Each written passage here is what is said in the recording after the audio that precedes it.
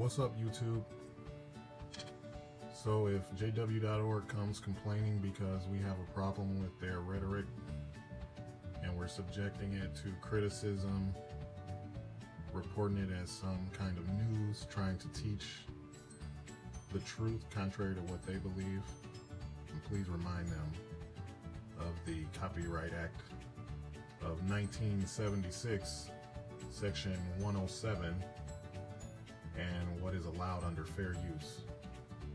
P.S. Also remind them that under federal law, it is a felony crime if someone commits pedophilia or sex abuse. So maybe they should start reporting that to the secular authorities instead of complaining about people criticizing their doctrines. Peace. What's up, everybody? It's been a while. And I'm sorry for that. There's no room for complacency. And I've been a little bogus. I have not thanked everybody for supporting me in these few videos I've made so far. So, to all the ex-JWs, JWs who are still active and wondering,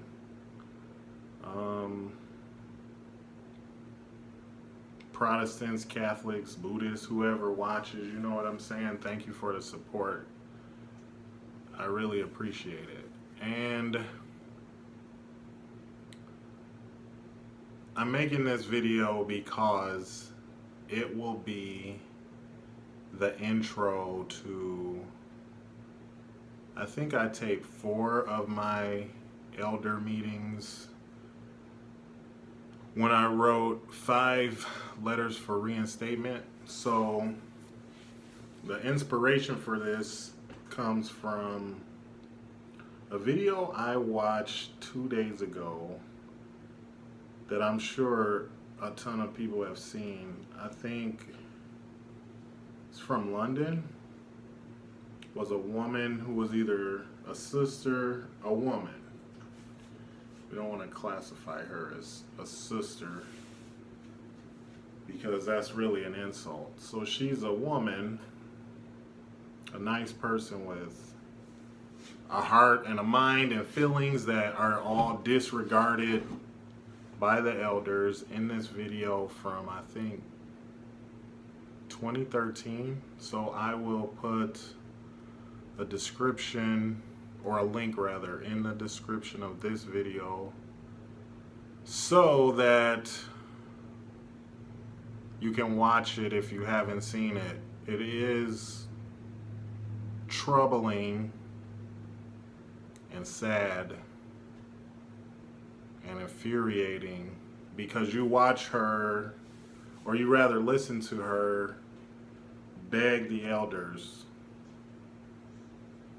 in a few different ways, really, by way of her sentiment, which came across in her voice and her heartfelt expressions, and by way of her logic in trying to get them to understand that the rumors, that was one of my dogs, the rumors that she's been subjected to by Christians still in the congregation are 1, out of her control, 2, these people are misinformed, and 3, life happens to you no matter if you're in the organization or out. And I do feel like when I was a witness shunning people, you think it is as simple as, like, I'm not talking to them at meeting or if I pass them in the store or everyday life activities, but people need support and nourishment and stimulation like daily, because we are more complicated than plants, and plants need that. You know what I'm saying? So when you shame a person by abandoning them through shunning, you're really killing them. They start to starve psychologically and emotionally because what was nourishing them, their community, is gone. So my point is that I used to think it was just, I'm not saying hi, but people go through divorce, they go to doctor's appointments, they have surgeries, they lose their jobs, their cars break down and they need a ride to work. A ton of stuff like that we take for granted in general, but when your community's taken from you, surviving becomes hard until you figure it out. And that's probably why most people don't come back, because once you get put on an island, you struggle those first few days, relatively speaking, months, and then you figure out life and who will help you and who still has your back, no matter what interpretation of the Bible you believe, if any at all. And you then, most people who are being shunned then don't need JW anymore, because you figure, I shared this with my mom when I was first this fellowship, you figure out a way to make it, you know what I'm saying? So again, this video will be the intro to, yeah, I taped four out of 5 meetings because I wrote 5 letters. So I think I started voice recording after, like when they started to talk to me after I turned in my second letter. And it's ridiculous. So if it's crackly or it's low, turn up the volume, you know what I'm saying? But my point is, watching this woman be spoken to condescendingly, watching her like give her most sincere feelings to the elders, and hearing them obviously and verbally and literally say whatever to what you're saying, this is what we think, although we don't know it, this is what we hear. So now hearsay holds all this weight, where before, rumors and this and that and every talk you heard on the platform were things to be quickly extinguished in car groups or anywhere in a Christian setting with JWs. But the elders used rumors to tell her, we're going to keep you locked out of your community and cut off emotionally and socially, and you need to get your life in order. They say that like twice, if not 3 times. And this lady is like alone and dealing with an abusive ex-mate who's taking care of her son. And they're like, yeah, whatever. They actually are like, whatever. Get your life straight. And maybe, because we've seen you with your life straight. And that made me think, why didn't you reinstate her? You know what I'm saying? And people are coming back for their friends and families. They're not coming back because they think God doesn't care about them, which is a profound thought to me, that if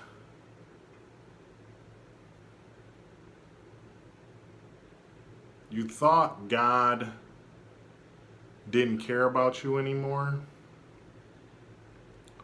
you probably would be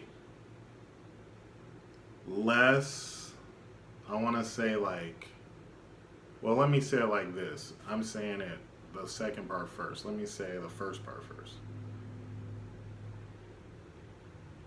I think people feel that God knows what they're thinking or feeling when they buy into a God monotheistic God complex doctrine, way of life, worship, whatever. So when JWs are shunned, they miss their families. You know what I'm saying? They miss their friends, which they should. That's natural. So when you're making an effort to come back, it's because you're lonely from your family. You're lonely from hearing from people, and your mobile phone is now remarkably more silent, and you feel like insecure and unsteady as far as steps you take decision wise, and very quickly thinking God doesn't care about you fades fast, and it's more about the material world and the physical. I don't mean material things, I mean like carbon and oxygen. Those things, the material world is what preoccupies you because you are nervous and lonely and depressed. And because of that, coming back turns into being about being able to talk to your friends and family.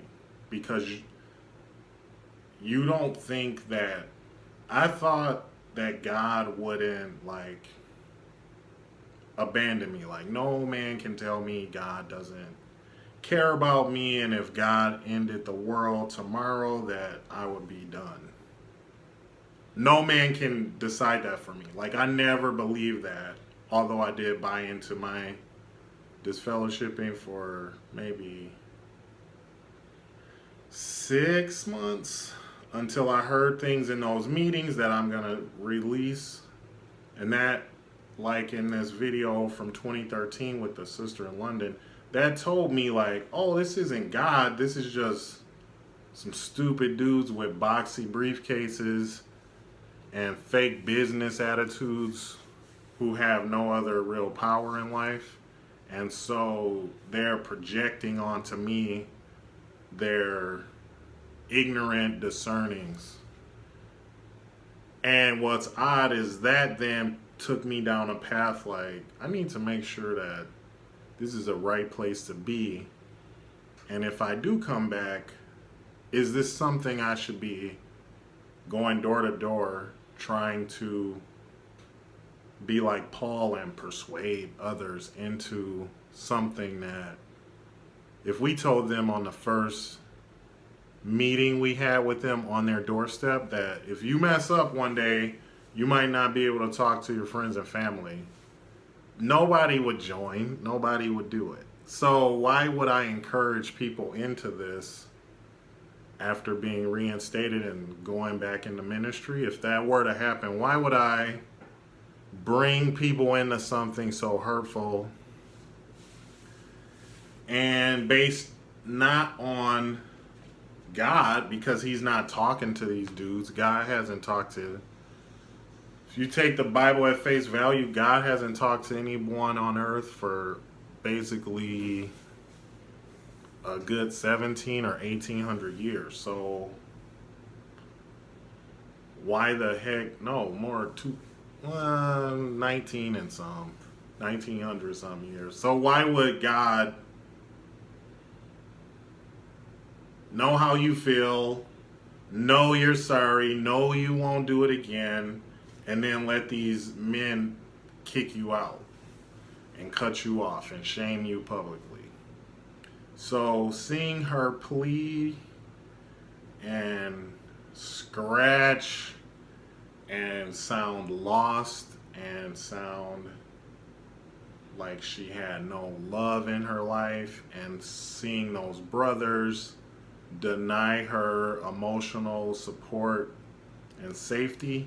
And that's the other thing too, like as a man you should be ashamed. Those 2 or 3 dudes, I think it was 3 dudes, they should be ashamed as men, not because women are weak, but because as a man you should be a support in your community. So I'm not saying a woman needs a man's support, but what I am saying is that a man should support men, women, and children who are hurt. And they didn't do that. Like, they were, I don't know a word bad enough to describe how whack these dudes were. You know what I'm saying? They're disgusting.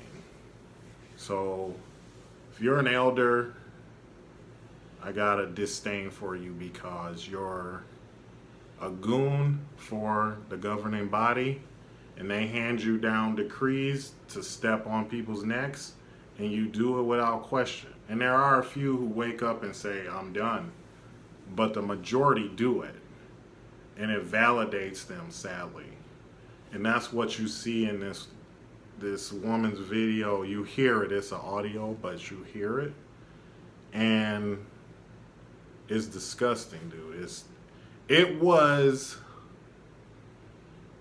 the worst video or audio secret tape that I'd ever heard. I almost cried. I could have cried. It's terrible. So what I'm saying is, she inspired me to say, well, I'm going to release mine. And maybe people who are scratching and begging will start to hear and see these videos and tapes, recordings, and go, I'm not begging. They're nothing. They're flesh and bone. They're idiots. They're goons for 8 dudes who hide in a palace while other people have to scrimp and save to keep them in that palace. And that's nothing but every church in the world, big or small, hole in the wall or grandiose. That's every church. So watch it. And if you didn't watch my first 2 videos ever, watch those first, and then you'll see or hear what happened that led me up to those first 2 videos. I haven't been to the Kingdom Hall since my 5th letter discussion because I wrote a 5th letter. The original congregation received it from where I was going. So I got disfellowshipped in one town and started going to a Kingdom Hall like 20 minutes east of that town because my ex-wife was at the old place, and I didn't want to be like making her uncomfortable by coming there. That's foul. So I went to a town 20 minutes east, and my 5th letter got to those brothers, and they called me and set up a meeting. And then a few days later, the day of the meeting arrived, and then 2 hours before the meeting, they canceled it through a text message. I think he called me, didn't leave a voicemail, and then texted me that they're canceling the meeting because they need more information about this matter. So 2 weeks later, the congregation where I was going as a disfellowship JW, those 3 brothers met with me, and that'll be the last recording you hear. And that's when I decided in that meeting, like I sat there as close to out of body as you can get, and I was like, I'm a 40-year-old dude with bills and a job, and I'm sitting here groveling before these 3 dorks. No, I'm wrong. 2 dorks, because one of the dudes was cool. Like he seemed like I bought his sincerity. Like I didn't think he was putting on a show. I'm sorry. 2 dorks and a nice guy. So listen, let me know. You know what I'm saying? I welcome any comments, good or bad. It's been a long time. Peace.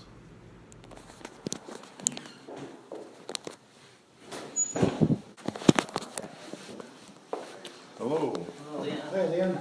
Come on in. Jesus. Can you grab it? All right. Yeah, careful with the sun. The sun's blinding in some Yeah. spots.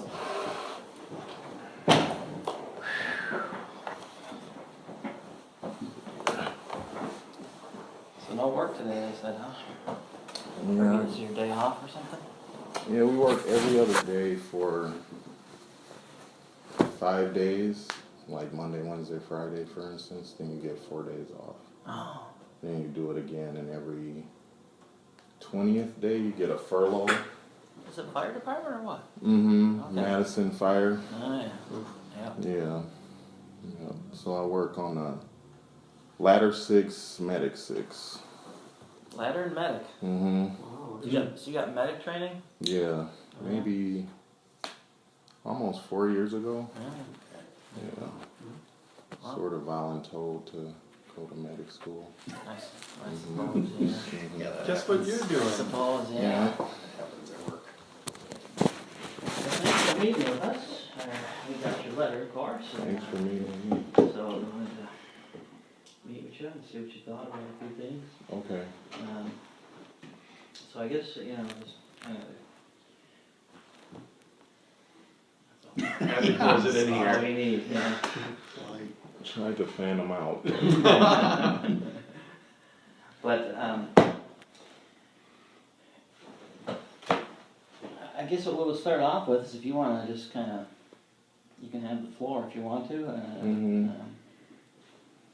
let us know your thinking and, what's going on in your life and it's kinda your opportunity to speak your Mhm, mind mhm. on the situation if you'd like to.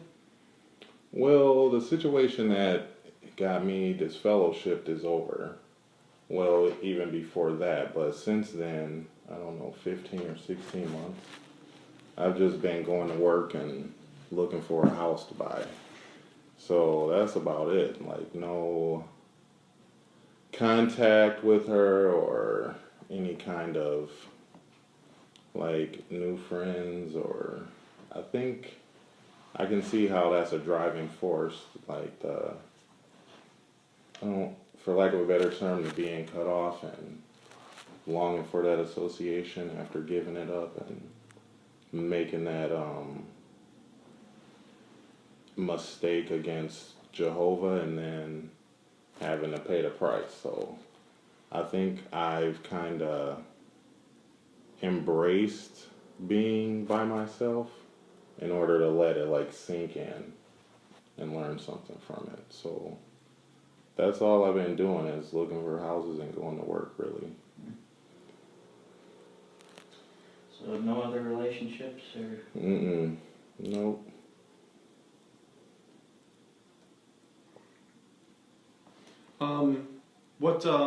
What different things have you been doing in terms of like personal study?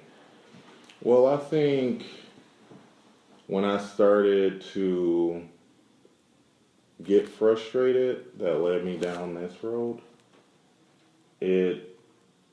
Study was just general, like for meeting only. So now it's been about meeting and where did this teaching come from and why do we believe it and what can I get out of it.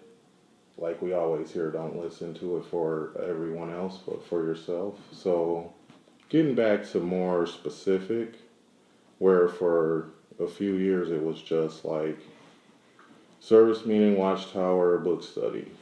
And I think that's the biggest change, to answer your question. So like in line with that, does that mean you're kind of, besides coming home from work and looking for a house, you finding time for study or something, or how do you, what's your schedule like as far as that goes? Study?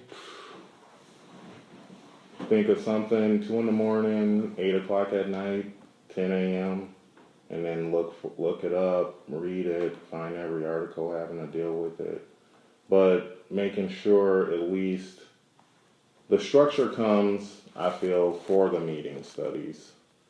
The personal stuff is basically every day, even if I'm at work, so that's the schedule for that. Mm-hmm. So with your personal study, anything specific you've tried to, arrange to study through, or is it, as you mentioned, just topics as they come up as you're thinking through things? Specifically, the sacrifice and the correlation between appreciating what Jesus did and kind of the betrayal to that in my actions. So that, the new world, understanding weakness and imperfection have been the biggest things. And any other trying to grasp like the generations and I think, less impactful to my mistakes, but for my mistakes going forward, just understanding how not to allow myself to be so, like, I think, what got me here, I'll say first, is not asking for help sooner than later. And then that's when I feel, for me, my appreciation eroded.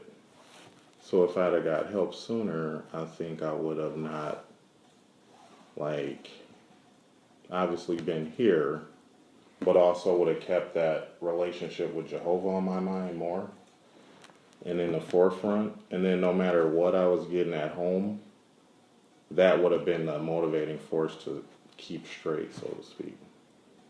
Because I know that's definitely what happened. Like, becoming more concerned about, I mean, it's every day and in your face and you live there, but at a certain point it became the number one thing, I feel. And it wasn't like living for Jehovah through the ransom of Jesus Christ. Part of coming back, having a change of mind, a change of actions, of course. Mm-hmm. But hopefully it needs to go deeper than that. Mm-hmm.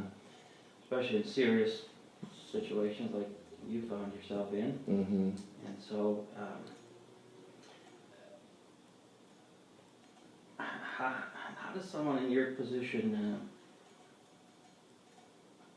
have you been working on changing your like thinking towards the sins that got you into all the? Yeah, I feel like, if I understand you correctly, that relationship, that sinful relationship, was short. So again, by going like headlong into it, I just didn't care about protecting the sanctity of my marriage bond from that frustration in the marriage bond. Like, I know at a certain point I just threw my hands up. Like, if we read, if we study, if we walk in the park, it's not changing anything. And at that point, like I said 5 minutes ago, I should have started asking for help. So I don't feel like at any point in time, like I told the brothers in Summit, there was no excuse for it. And I felt like it was the worst thing I'd ever done, almost having sex with another woman. But the caring is what, I think that's what you're asking. Like, I didn't care. So you have to care. You have to understand that no matter what people are throwing to you, fleshly relationships-wise, wives, fathers, mothers, if you don't care anymore about your dedication and what Jesus did for you, that blessing of the ransom, you could do anything, And I think once I was out of the truth, that's when I started to go like, man, even if you're not involved in a sin, you could still be gone. You know what I'm saying? And I think that's what I was. And I guess what I was sort of trying to what I was more or less getting at was, obviously, in the past now, you know,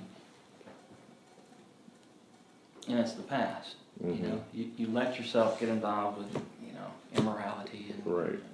Adultery, whatever, you know, but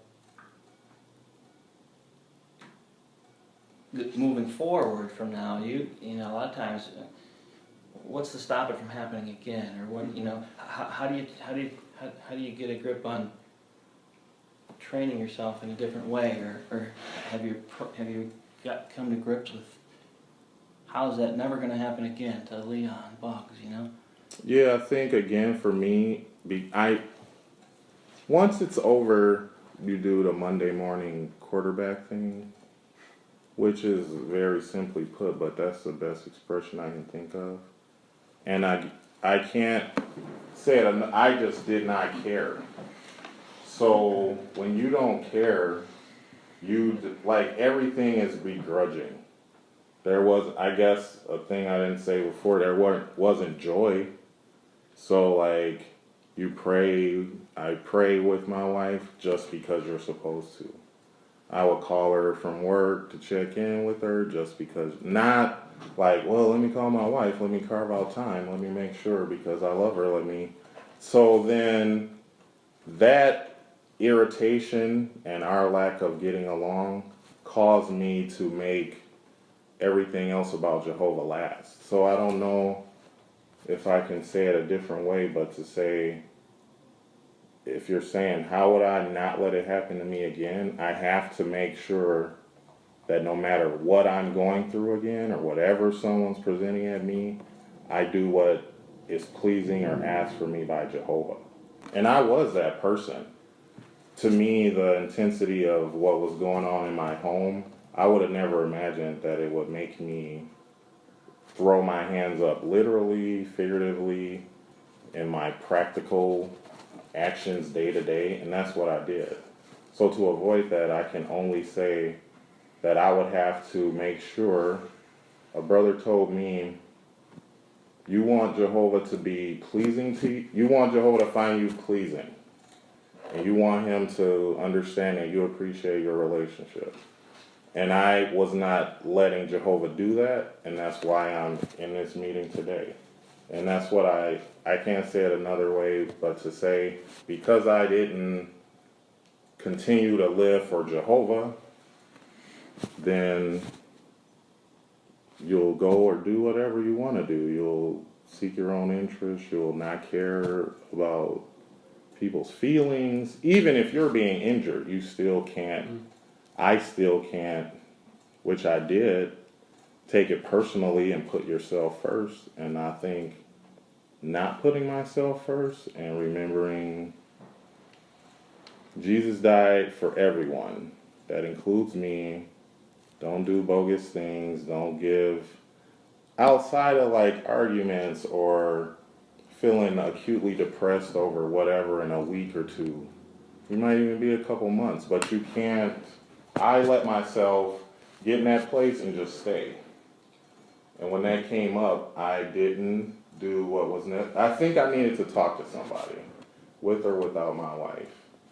And by not doing that, now I know that you gotta humble yourself and say, this is what I have, throw it out there, and then people can start giving you their experiences or reminding you of why you're here and what your dedication means. And I didn't do that. So to get away from that and never let it happen again, as you said, that's what I'd have to do. That's exactly what I'd have to do. So to get to that, what steps or what things would you do differently faced with whether similar circumstances or even another challenge that came your way? Something that was challenging your relationship with Jehovah. Let's say I would have been studying more about how I felt. I know another thing is about how I prayed. I could have been about, I had started it and then I stopped. I used to pray to Jehovah, like, this is how this made me feel and this is where I'm at mentally. And I wouldn't even like say, get me here or take me to this better place. I just express that and then proceed on with my day, and it was better. And I stopped doing that. Like, I said, well, let me just offload to God and see where I come to in the next 10 minutes or hour. So prayer, specifically, praying about how I feel if I'm challenged or tempted or not checking myself. You know what I'm saying? Like, at a certain point in school, you don't have to pray to not take a birthday treat. That's what you do. But I think for me, in adult life, I feel that's why I feel I surprised myself in doing what I did. And I know part of it is I didn't pray specifically anymore for being, and I didn't think I had it all down and I knew what I was doing. It was more of a lazy process. I don't feel like I was arrogant about my spirituality. I just, along with not caring, came this whole slew of, I'm at the meeting, I'm in service, but it's just the steps you're walking, it's not, your heart and mind are not there. I think there were things that in my marriage I didn't forgive for, that would have also curbed me and slowed me down in a certain path. A few things I can think of, yesterday, today, right now, I didn't forgive, and that's not love, you know. And all of that, I think, fringed on just not caring, like, I'm home, so what, and I think not trying to repair it. I don't know who I was to give up. Maybe that was arrogant, you know, to give up. And I didn't have a right to do that.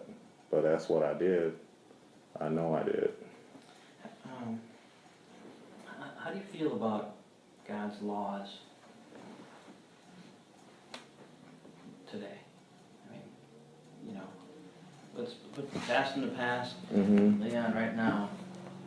How do you feel about the laws, the reminders, the In orders? short, it's the best way to live. It's perfect. There isn't, like I told the brothers in Summit, because of those laws, that's why I know I had no excuse.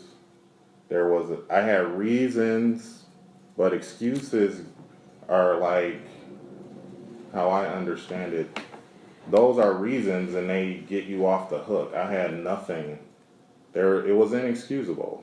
So if I don't recognize or didn't have at least a modicum of respect for God's law and what it is, I would have been there trying to like justify what I'd done. And I did. But So for I right think now, aside from all that happened, like right now today, you know, God's laws, maybe even more specifically, God's laws on immorality.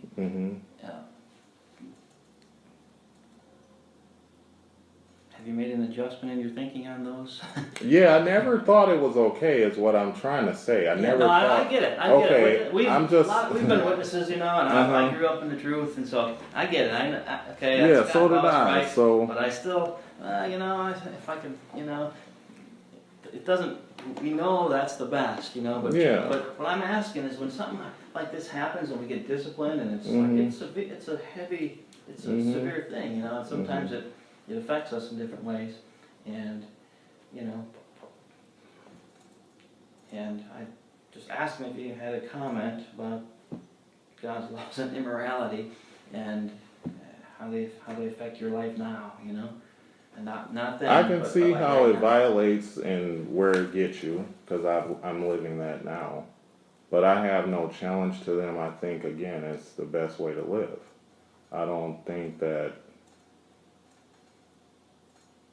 if faced with it again, or the quick reminder of how life changed so drastically would come to mind, and the consequences. I don't have any dissertation over it because it speaks for itself. I do agree with it, and I think that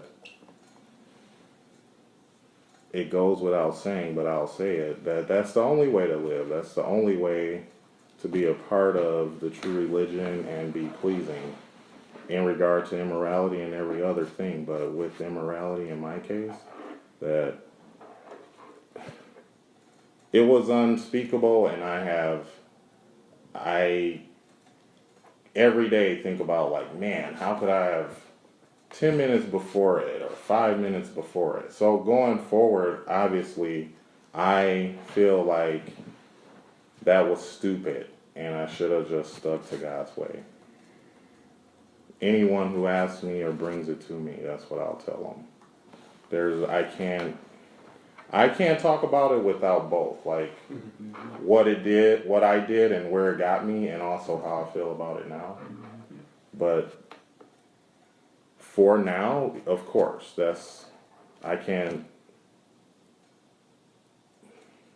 I struggle searching for other words than God's way is perfect, and I agree with that. And I see a consequence of broken home and divorce and everything. So I can't argue with that. I didn't want to and couldn't in the first place. It was just dumb. So, obviously, if we all hate that, it's probably going to affect what we do for entertainment, what we read about, look at, all those other things too, right? Yep. And has it affected you? No, sir. No, sir, or yes, sir? It hasn't affected me to the extent of, like, carrying on in that way, is what I'm saying to you. Like, I'm talking to you from the path I was on. It hasn't taken me to worse places. I don't know what's worse. So when I say the way I heard you is, for me in immorality, I actively participated. So when you said it takes you to other places, it influences your thoughts and actions and recreation and reading materials and what we view. When I say no sir to that, I'm saying that because of this, I had no problem with those things prior. And in that month and falling off of that cliff, still didn't have a problem with those things. It was that specific action in that day. And after that, now, no sir, I don't have a problem still with that. It hasn't influenced me to, like, start collecting porn and going to bad movies and hanging out with people who do those things and reading books wrought with that kind of behavior and stuff like that. And that's, man, I just, for us to feel comfortable, we want to hear you express yourself, so I don't want to be bagging questions, But it would be the same thing just coming out right and asking you, Leon, do you watch,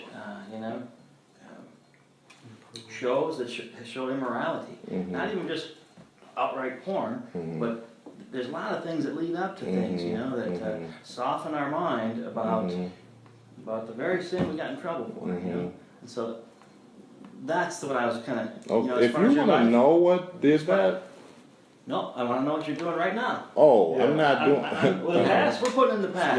Yeah, what's done is done. Well, what We're not going to dredge up that if we don't have to. We want to know what you're thinking and living right now. Okay, and that's what I said. I go to work. Send it now, and how you got to the point of writing the letter.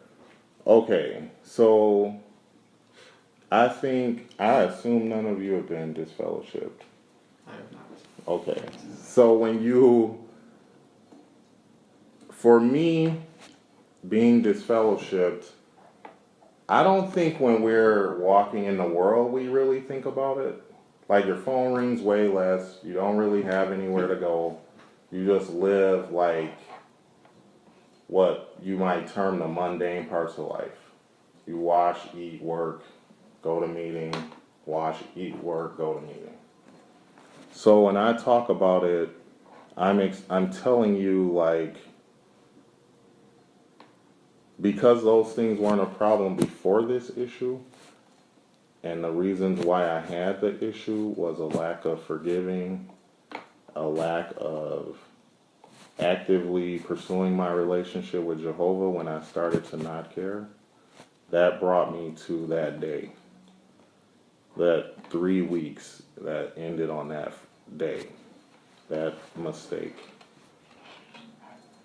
Once you get the slap of reality and what that means for me, I didn't regress into things I was not doing already. So I understand your question. I'm letting you know that no, it hasn't made me become more degenerate, I guess, in those other behaviors where you watch things you shouldn't, or read things you shouldn't, or talk to people about things you shouldn't. Only because, as a Christian who cared, I wasn't doing them before this issue. And that's why I had to think, again, a day late and a dollar short, like, why did I end up here? Even after your disfellowshipping meeting, you still don't understand the weight of it and all the pieces that played into that puzzle. And as I've thought over the last year and some, I know it was anger, a lack of forgiving, and those things equaled I didn't care. And before that, I wasn't doing the things that would make a person worry, like, are they safe to come back? Are they gonna be like toying with the law and using excuses? So no, it hasn't made me become worse. I'll put that in that terms, worse. If I can phrase a little differently. Okay. So one of the things that you had said earlier on was that you felt that you would become eroded, your spirituality would become eroded over time. So what type of things do you do to shore that up? What type of things do you do to make sure that, to safeguard it, that it doesn't become eroded in the future? Well, that's where the specific study came in, is what I was saying earlier. Like, before in that, what do you want to call it? It didn't seem burdensome. It was just routine. Thank you. There was no like, well, I'm not feeling love towards my wife. Let me consider an article, or look up that scripture and how a husband should behave in a family arrangement. I didn't do that for at least a year, is what I'm saying. So now I do that. I go back to whatever articles are available. Was I? No, I wasn't, or I was, so keep doing that. That's what I'm doing. Specific study, and again, how I was saying, how I pray. Because before, I didn't pray in a way that, I think when you pray and we work towards our prayers, you don't really,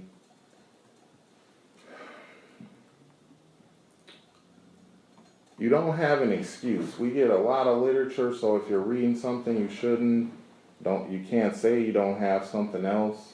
Prayer makes you accountable, and when I wasn't praying specifically, I feel that was the biggest part of it. So praying specifically about where I want to stay, and studying personally for my heart and mind. And I didn't do those things for a while before sinning and messing up. So since then, you realized that gap was there. Yeah, I realized that, like. So how do you identify from now and forward? How have you changed the way you identify gaps? Things that, before it eroded, right? It happens a little at a time. How have you changed to try to identify those things? That could erode it. Yeah. Not ignoring them. We're adults. I was raised in the truth. I knew when it was happening. But not caring, going back, not caring, now you care. Like, man, that's heavy. That was a lot. I lost many things, and I lost relationship and good standing with God, disowned myself, and betrayed the benefits of the ransom. Can't talk to your family. you know. I knew. I don't want to speak for every other person, but I knew. So now I'm not ignoring it. Is my answer. If you're raised in the truth, 37 years, you know. Having had responsibilities and helped others and studying and pioneering, you know. Or I knew. And not ignoring it is a simple answer. I was doing this, or thinking or feeling. That's when I have to do it if I'm feeling something. It doesn't come up often, and I think Satan does leave us alone if we're putting Jehovah first. I believe that. So for me, I knew and ignored it, and then now I can't. I feel like, too, the challenge is just fighting through the time. I don't feel attacked by Satan in the sense of like temptation, but maybe, so I guess, I don't know if Satan will change in his way towards me if I'm a part of the congregation again, but while you're out, laziness is what will take you down, and if somehow Satan convinces you to become lazy to the standards and attending meeting and studying, so not being lazy and not ignoring it, and that's what I had done. And I don't want to keep bringing up the past, but it's a circle for me. It's not a line, because I'm still living in the consequence of it, so it's ever present for me. And we get it, you know. Forgive us for kind of probing you like that. Oh, you I know, don't, you can ask whatever but you we're want. trying to get to know you, you know, we don't know you. You know, you haven't been in our congregation, so Right. this is kind of an opportunity, and Mm-hmm. you know, sometimes in the words are, you know, so. Oh, if no, we're broke, I'm not forgive us offended. for that, but trying to come to grips with you. And, In your best interest, for yeah. sure. Okay, thank you. Yeah. As far as meeting attendance goes, How do you, was I up there during the watchtower and saw you walk in? Yeah, you did yesterday. Just curious. I worked late Sunday. Oh, okay. Till into Sunday morning, we got a really late call. Okay. And the other shift wasn't there. Maybe 6:30 or 6:40. We start at 7. Start. Yeah. So. Okay. Cool. Well, we get it. That's Yeah. You know, it's good. Thanks for making the effort to get here. yeah, some of the friends have tough schedules. How do you feel you're doing with meeting attendance? I didn't like that I had to go to a different circuit overseer visit because of not getting a trade for a special week. Oh, at work. Yeah, but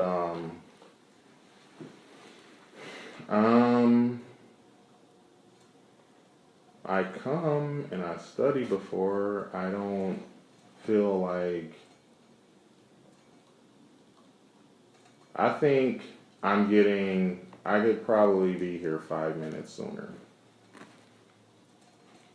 But outside of coming, when you say how do I feel about Well, it? yeah, I mean, how do you think you're doing as far as, you know, being at as many meetings as you can, regularity, yeah. Oh, I don't, again, if I can't get a trade, or like I said, if I'm ill, which hasn't been a lot, then I feel I'm not perfect, but when I can be here, I'm here.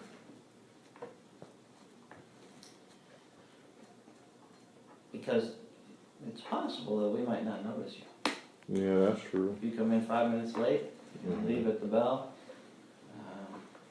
You know, in your letter you said you thought you were pretty regular at meetings, you know.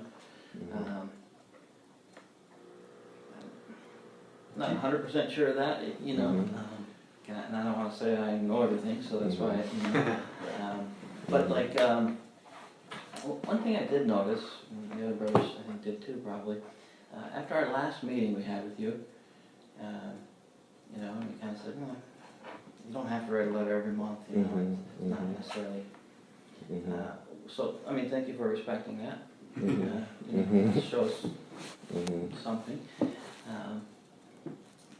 Seemed like we missed you there for a pretty big chunk of time after that.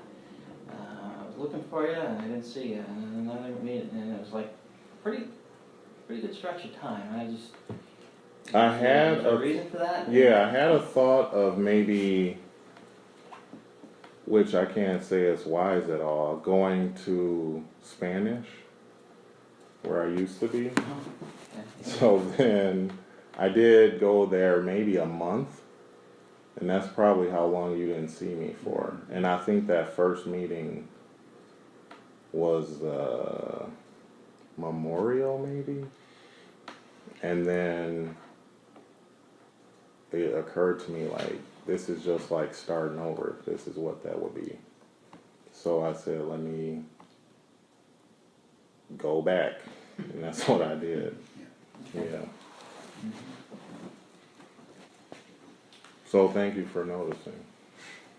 We tried. Mhm. We're not perfect either. But, Yeah, we- yeah, that you was know, about- obviously, we don't get a chance to talk to you, but we Mhm. think about you. You know? Yeah. And you know, if somebody wants to come back, we all know how Jehovah feels about someone that wants to come back, Mhm. legit, and wants to Mhm. make the right adjustments, and so that's a positive thing, you know. Mhm. So,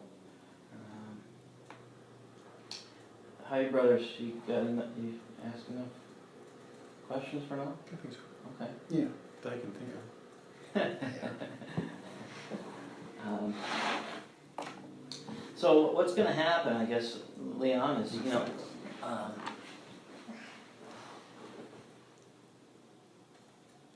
we're going to take this meeting into consideration, Mhm. and so we'll have to talk about it. And of course, we do have to correspond with the brothers that were in Mhm. Summit, right? Yep. Summit. So there's not too much we can tell you right now. Okay, that's fine. Other than, you know, be patient and Mhm. let the process kind of take place here. Mhm. And, Thank you for your thoughts and the work that you have put in. Thanks.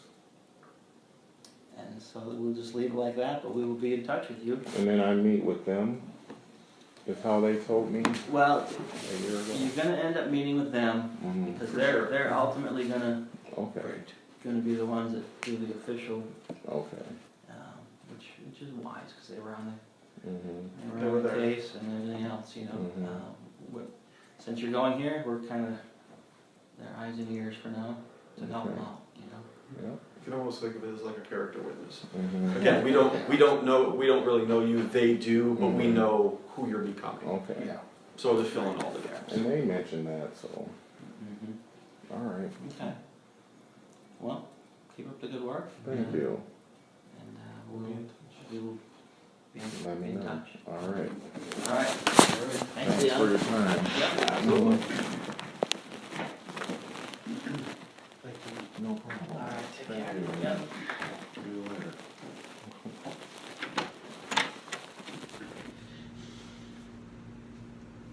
So what's up? This will be the conclusion of every audio recording I release from my elders meetings. So I just want to say, leave comments and tell people so they can listen and understand that it's your life and you should take the time to research in order to understand how to feel and what to believe and how to walk through life in a way that makes you happy and satisfied while not harming and dogmatically challenging others and their paths to happiness and satisfaction. Because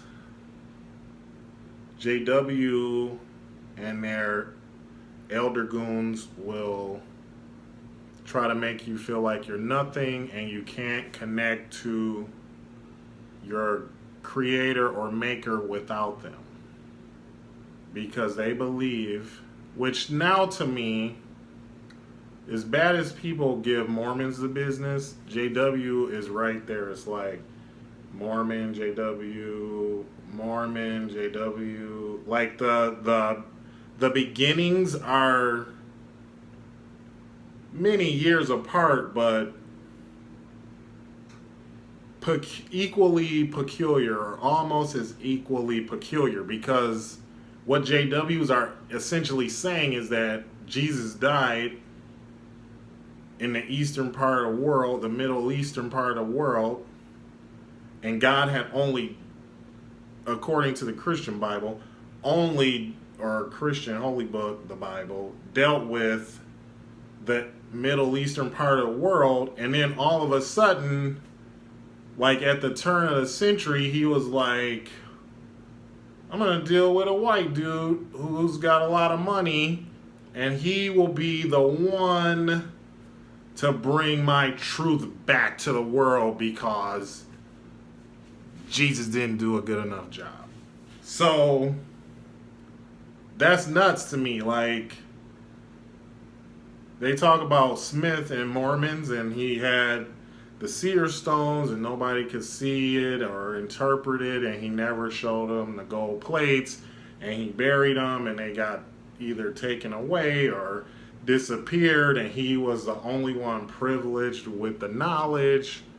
But JWs have a similar origin that is just as ridiculous, in that some white dude didn't want to go to hell, so he reinterpreted the Bible to make hell a metaphor. That's their history.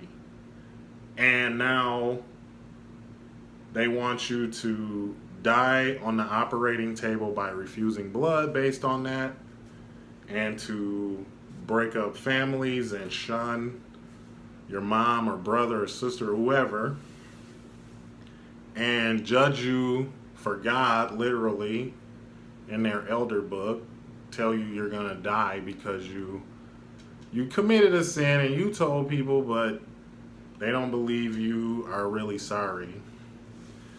And that's a nuts way to live, because some white businessman in New York City didn't want to go to hell, so he reinterpreted the Bible to fit the destiny that he felt more comfortable about.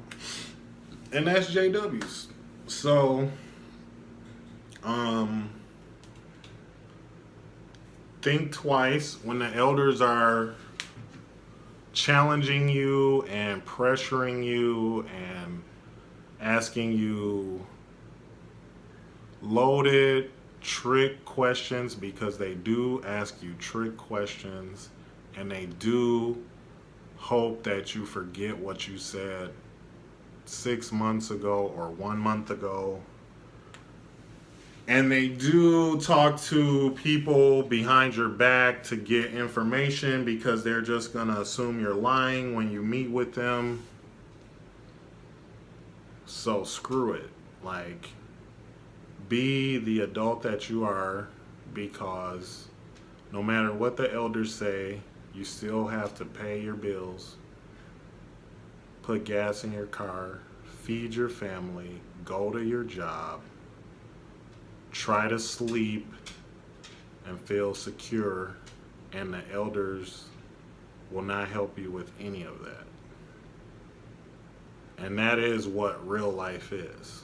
So don't let them make you think less of yourself, because that's their job. They want you to break and to actually experience depression and loneliness, and that's it. That's it. That's just, why would you want someone to experience that to know they learned a lesson? Screw them. So, elders are the worst. You know what I'm saying? They're worse than the governing body to me, because the governing body, they're writing the crap and giving the dumb rules, and the elders do it. So they're worse. The elders could actually say, no, we think that this is harsh and we're not going to enforce it. And let the governing body just delete every elder. I dare them to do that. They already don't come down on pedophiles and drunkards because they would run out of elders. So let them try to stop a coup when elders literally actually man up and say, these are our families and we are not going to do your dumb shunning. And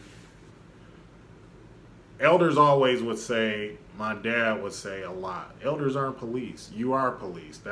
You're actually police, and you're the worst version of police, because police do detective work, a type of police, they do detective work, and elders can't do their job unless we snitch on each other or ourselves. So elders are terrible. I can't stand elders. Man, I can't stand elders. So unless you snitch on someone or yourself, elders have nothing. You can go in an elders meeting tomorrow and tell them you've been slanging rocks on the corner, you got a prostitute house, and you steal cars and sell them for parts. They'll disfellowship you on that lie, because they don't know anything. You can just make that up and they'll disfellowship you on it.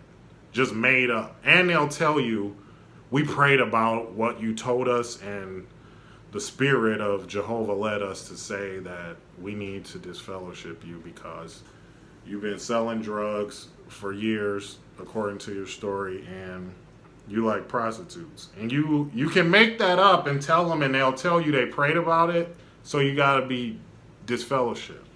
That's how stupid they are. They don't know anything. Elders are the worst. Man. So I didn't say it before, I don't like elders because they're just pawns. Is it pawns? Pawns? Whatever they are is puppets. It's another P word. So listen to these, think about it, and don't let the elders bully you, because your life, that's what I was saying about work and your bills and your career and your keeping your house in good maintenance. All of that keeps going. Like another trick is that they tell you you don't have God's spirit. And as a kid in JW, I would wonder, how come non-witnesses graduate from school, they get a nice job, they still experience sickness and death, they drive reasonably or very terrible or super expensive cars if they want. They have the same life, but our success was only based on if God blessed us. So if Jehovah blessed you, you would get a job. But a non-witness who does devil worship on Saturdays before watching Kung Fu marathons, they also have jobs. So I do remember one time being told that Satan is the source of the success of non-witnesses. But I met some non-witnesses who don't believe in God or Satan. So then who's blessing them? And there are cultures in the world that don't buy into these Christian ideologies of God, Satan, and Jesus. So who's making sure they have food on the table and go on vacation and support their sick mom when she gets cancer? I don't know.